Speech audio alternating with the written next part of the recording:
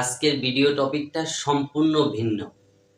যারা নতুন ক্রিয়েটর আছেন তাদের জন্য এবং যারা পুরাতন চ্যানেল নিয়ে কাজ করতেছেন তাদের জন্য কিন্তু খুব ইম্পর্টেন্ট একটা বিষয় যে ভিডিও আমি 100% এসইও করি, কিন্তু তারপরেও আমার ভিউজ আসতেছে না। এর কারণটা কি বন্ধুরা? এরও 2-3টা কারণ আছে, আজকে আমি এটাই আপনাদের মাঝে শেয়ার করব। যেমন এসইও এবং নন এসইও। যেমন এসইওর ক্ষেত্রে আমাদের যে ভিডিওগুলো আছে যে ভিডিওগুলো হাউ টু দিয়ে শুরু হয়, এই ভিডিওগুলোতে বেশিরভাগ ভিউজ আসে সাজেস্ট থেকে। আপনার সার্চের থেকে যদি ভিউজ আসে তখন এই ভিডিওগুলো বেশিরভাগই মানুষ সার্চ করে। যেমন অন্যান্য যে চ্যানেলগুলো আছে, কুকিং চ্যানেল, ব্লগ চ্যানেল, হ্যাঁ, তারপরে এন্টারটেনমেন্ট, এই ধরনের যে ভিডিওগুলো, এগুলো কিন্তু সার্চের থেকে কম ভিউজ আসে। তো আমাদের হাউ টু দিয়ে যে ভিডিওগুলো শুরু, যেমন আমরা সায়েন্স এন্ড টেকনোলজি নিয়ে যে কাজ করি, আমাদের ভিডিও কিন্তু হাউ টু দিয়ে শুরু।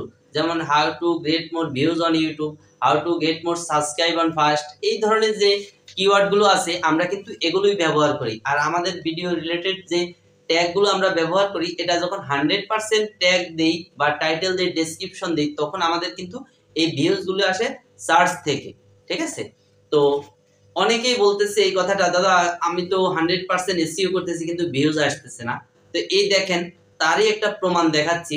এই ভিডিওতে কোনো ট্যাগ নেই, টাইটেল নেই, থাম্বনেল নেই, কিছু নেই, শুধু এই একটা থাম্বনেল, একটু নেগেটিভ বিষয় নিয়ে থাম্বনেলটা লাগিয়েছে, আর 120 মিলিয়ন ভিউজ আসছে এই একটা ভিডিওতে।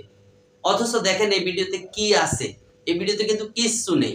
তারপরেও এই চ্যানেলের এই একটা ভিডিও দিয়ে চ্যানেলটা কিন্তু র্যাঙ্কে চলে গেছে।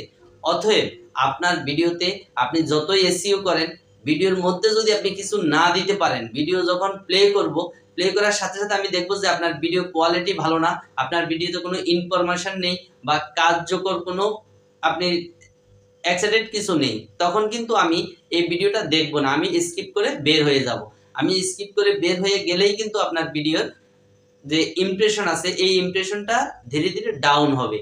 এখন আপনার ভিডিও যদি দেখে একটা মানুষ 30 সেকেন্ড থেকে 1 মিনিট, তার কিন্তু অডিয়েন্স যে রিটেনশন আছে, এই অডিয়েন্স রিটেনশনটা কিন্তু অনেক গুণ বেড়ে যায়। আর এই ক্ষেত্রে আপনার ভিডিওটা ভাইরাল হয়। ঠিক আছে?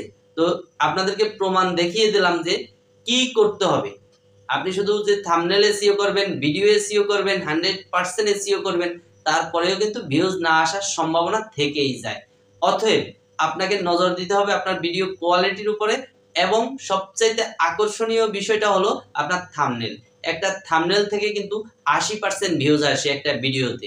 তো অতএব আপনারা থাম্বনেল কোয়ালিটি ভালো করুন, তাহলে আপনি পর্যাপ্ত পরিমাণ ভিউজ পাবেন, সাবস্ক্রাইবার পাবেন, এবং ওয়াচ টাইম সাথে তো থাকছেই। তো এই ছিল এতক্ষণকার ভিডিও। আশা করি ভিডিওটা ভালো লেগেছে। যদি ভালো লেগেই থাকে, ভিডিওতে অবশ্যই একটা লাইক করবেন। এই চ্যানেলে যদি নতুন হয়ে থাকেন, অবশ্যই চ্যানেলটা সাবস্ক্রাইব করে দেবেন। দেখা হচ্ছে নতুন কোনো ভিডিওতে।